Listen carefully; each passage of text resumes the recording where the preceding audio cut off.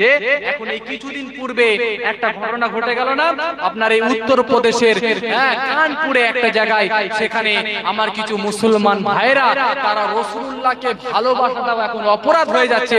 রাসূলুল্লাহকে ভালোবেসে একটা আপনার সাইনবোর্ড একটা বানিয়ে তারা আই লাভ মুহাম্মদ সাল্লাল্লাহু আলাইহি ওয়াসাল্লাম লিখে তারা এখন একটু র্যালি বের করেছিল, একটু রাস্তা দিয়ে একটুখানি যাচ্ছিল।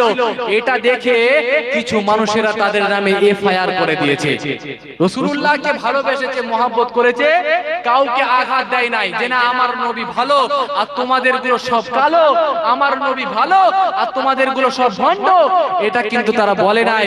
যে না বলার পরেও তারা শুধুমাত্র নিজের নবীকে ভালোবাসে, জানে প্রাণে মহব্বত করে, এই ভালোবেসে একটুখানি আই লাভ মুহাম্মদ সাল্লাল্লাহু আলাইহি ওয়াসাল্লাম লিখে তারা একটুখানি বেরিয়েছে বলে 25 জনের নামে এফআইআর করা হয়েছে। কথা বুঝতে পারলেন? কত নিন্দনীয় ব্যাপার, কত জঘন্যতম ব্যাপার।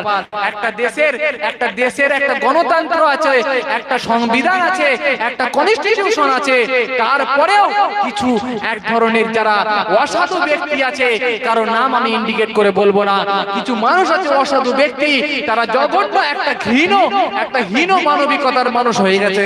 তারা এই রাসূলুল্লাহর বিরোধিতা করে, রাসূলুল্লাহর সম্মান মর্যাদাকে তারা মেনে নিতে পারে না। কথা বলেন ঠিক কিনা?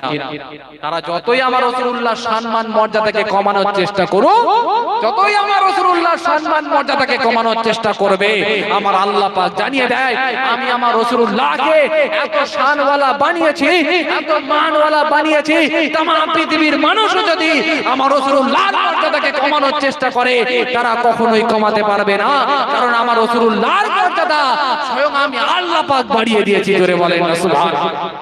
যেখানে যার সম্মান মর্যাদা আমার আল্লাহ পাক বাড়িয়ে দেয়, তার মর্যাদাকে কেউ কমাতে পারবে ভাই? পারবে না।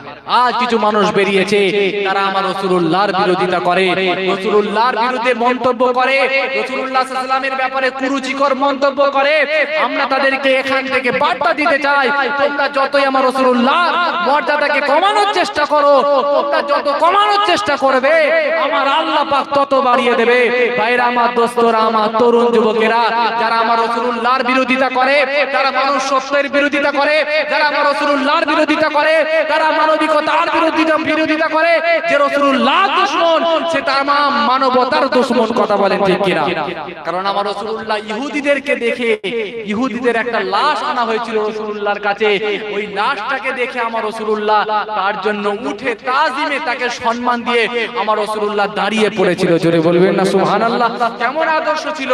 সে কোনো মুসলমান ছিল না, ইহুদির লাশকে দেখে আমার রাসূলুল্লাহ দাঁড়িয়ে যাচ্ছেন, দাঁড়িয়ে থেকে কাঁদতে আরম্ভ করছেন।